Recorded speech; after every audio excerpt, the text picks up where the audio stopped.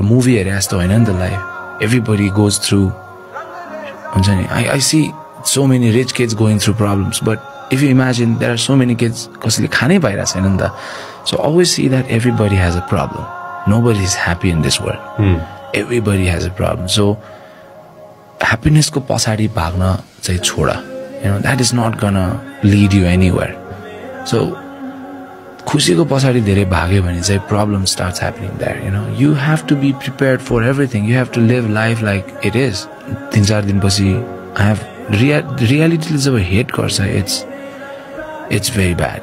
So always be conscious with the reality. वास्तविकता भन्ने कुरा के हो चाहिँ always be friends with that. And त्यो कुरा त्यस्तो beautiful छैन खास. Life is not that colorful.